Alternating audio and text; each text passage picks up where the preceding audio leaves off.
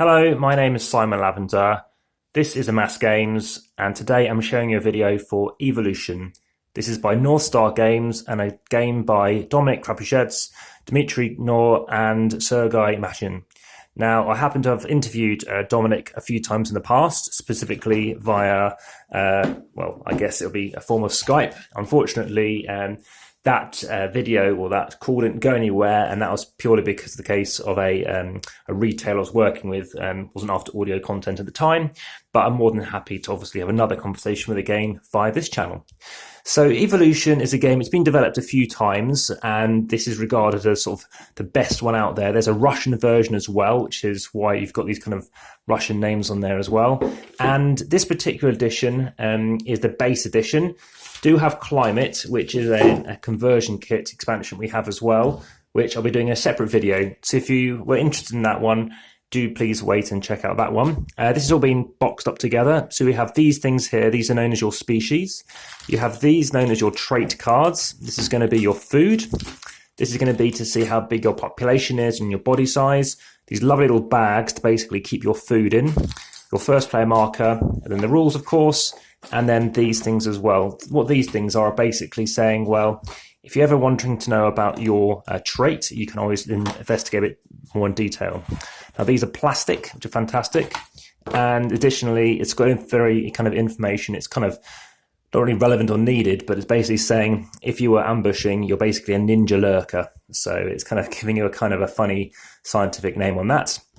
So everyone can have one of those each if they wish. The first game, that's by more than necessary, but you don't need to. This is going to be basically the feeding pool. This is where everyone goes around to get some food. Now, the first time I played Evolution, the game we played as a 5, so that's a maximum player count. It's a 2 to 5 player game. And the person who taught it, that was the only person who knew it. And they're quite a slow player. They have a lot of analysis paralysis. And the game took 2.5 hours. So it was a long time to play the game, but we enjoyed it. The second time I played it, it was with a different group, and it took an hour. The third time I played it, again with a different group, it only took 48 minutes. So the game isn't very long, but at the same time it's quite immersive, because when you're building up your animals, it's very interesting to see how you get on. So everyone starts with one of these. So per player, everyone's going to be given one of these. They can have it this way around, or they can have it however they wish, basically. They could have it this way around instead.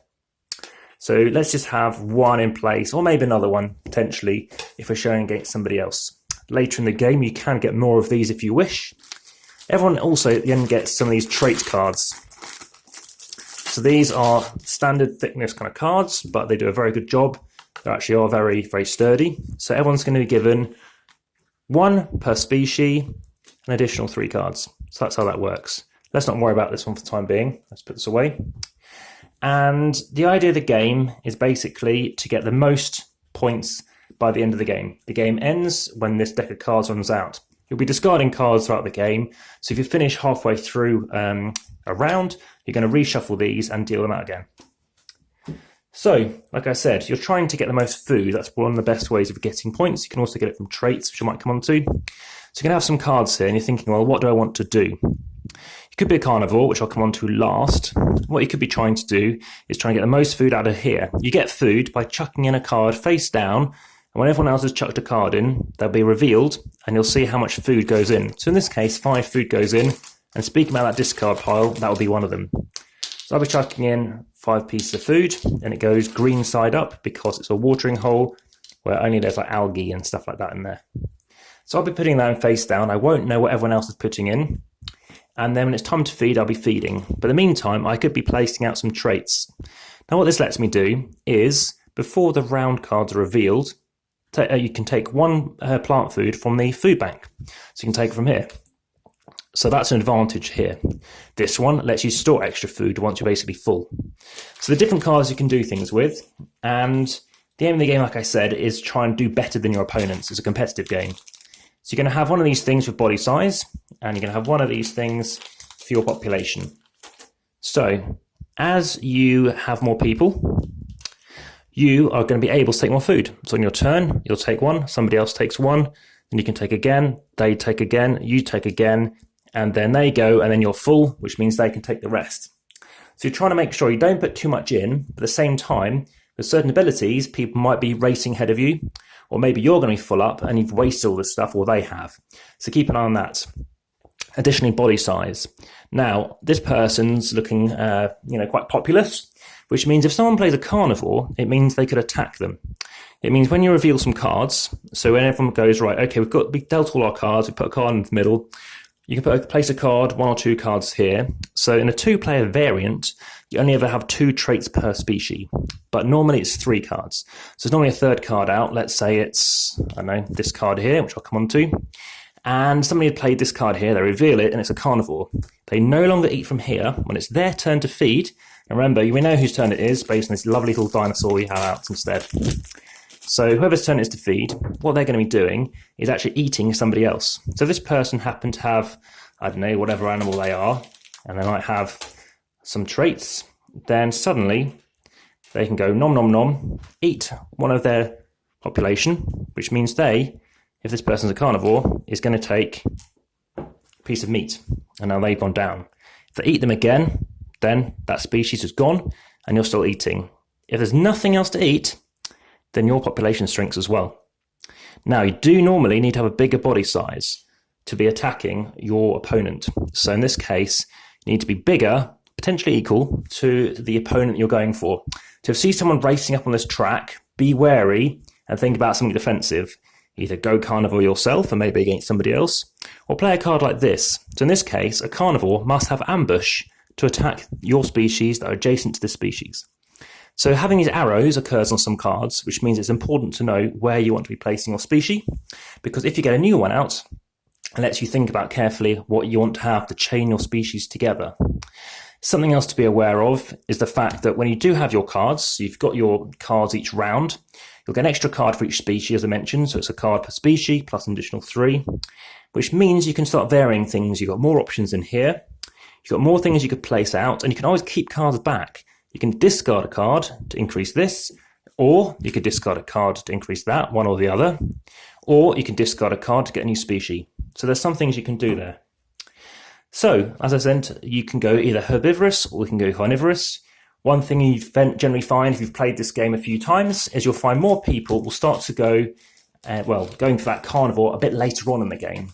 That is the big thing to watch out for. Do people ever go carnivore? And if they do, when do they go? Now, at the end of each round, then what you're going to do is once you've revealed those cards and everyone's been eating and the food's gone, then you're putting any food that you've taken from your thing into a bag. At the end of the game, whoever's got the most is 1. So you get them from what's been collected every round. Additionally, for every trait card you've got out, still visible. Anything left over here stays until the next round. Sometimes there are some good things that stay. Sometimes there are some ones which, encourage you not to have any food there as well. Apologies for not having that in shot early on. So that, in summary, is evolution. So there is a Russian version as well, a lot more harder, kind of more meaner cards as well. You've got fertile to do with taking things from the center, symbiosis, like either side kind of cards, scavenger, which works well with maybe being a carnivore, intelligence, negating traits. You've got, what's my favorite, the hard shell. Your body size is basically +4. And then there's one here called burrowing. It's a nice cute picture of a rabbit. If I can get to it, it looks like it's not near the beginning. Got horns, which means you get damaged if you attack somebody else. So do you really want to be attacking them? Sometimes you're forced to. And burrowing, you can't be attacked if there's food equal to its population. So there's always interesting choices to know as to when to go out. So in terms of my kind of rating for this, it hovers between like a 6 and a 7. The reason why, I guess it's, you just have to watch out for that carnivore. It's that meanness that some people might not like, but it's the same reason others people might love it. Additionally, you might be interested in having other factors in play, and that's why I'll be bringing you a video on how to play Evolution Climate. Very interested in bringing you that video. I'll be playing it again very soon, and also I'll be uploading, of course, as soon as I can afterwards. These are very cool bags, very, very cute, very interesting and a bit different to normal kind of thing, and excellent artwork as well. As you can see, it's a kind of combination of different animals there. And there are other games in this series as well, which I haven't played, which is Flight. So Flight came after Evolution, and what Flight is about is basically, as you can imagine, you can now take to the air. So probably a different way of attacking or evading predators and species and stuff like that. Whereas climate, like I said, is against the environment, which is a very different thing, because you don't have to worry about that meanness as much, because you're thinking, well, I want to attack that person, but am I going to freeze to death at the same time? So something to be aware of there. Now, in terms of other games in the series, there's a game that I haven't played called Evolution: The Beginning. And there's also a new standalone game called, well, Oceans. So it's a bit different name, but it's in the same kind of universe. The difference with Evolution is, compared to Oceans, one of the crucial differences, and I haven't played Oceans yet. I've only had the version 3.1 playtest printout, which I have just an outshot here. Let me bring it up. So very beautiful artwork, so I'll just let you muse over that for a moment. So like this central pool, you've got this instead. Now what you do is you'll be placing various tokens on, like fish code tokens. You can get the cardboard ones, you can get the acrylic ones in the deluxe edition. And you can go into the deep, so you've got a second deck to go into. You've got the surface, you've got some very cool looking cards. When I went through them, so I've got some bigger boards here as well. And yeah, so this is, like I said, a different game, which I haven't played yet. It was on Kickstarter, and it generated almost $1 million. And as you can see, I've got tons of paperwork, and I've been reviewing these. But this was not the completed edition. So in terms of how that will fare to the others, well, I'm looking forward to seeing how that does pan out. But if you're looking for something that is, a little interesting, and it's even been, I guess, to a degree, researched by the University of Oxford, the game Evolution. So it definitely has its fans. Now, I did study evolutionary biology and genetics at university. So yeah, very interesting, this game. And I like what they've done with it. I like the different traits and the way that you can obviously put in some food. You can put negative food in as well. So you can take food out, which means if there's some, herbivores, they're really going to struggle with being able to survive in the wild. There's no player elimination, so as you'd expect in like a modern game, it's always good like that. And yeah, very interested to see what else comes out in the kind of Evolution line, in addition to other games. But as mentioned, if you subscribe, you'll be able to be the first to see what happens in climate. As I mentioned, the sun, the cold, various other factors, and what that can do to players.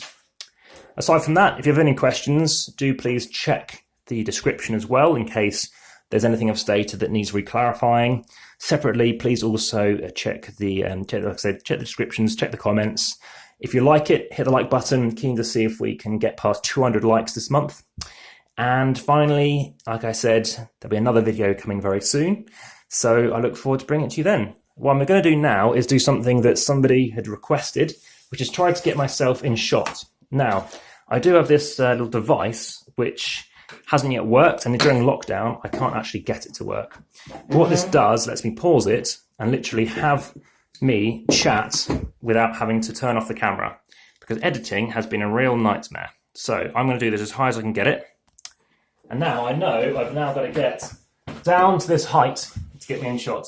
So I don't know if you can see me, because I had to test this earlier and my hair was cropped off. Long hair during the lockdown means I've now got to try and do my best I can. So like I said, this is Evolution. It's an interesting game. It's a Kallax-sized box.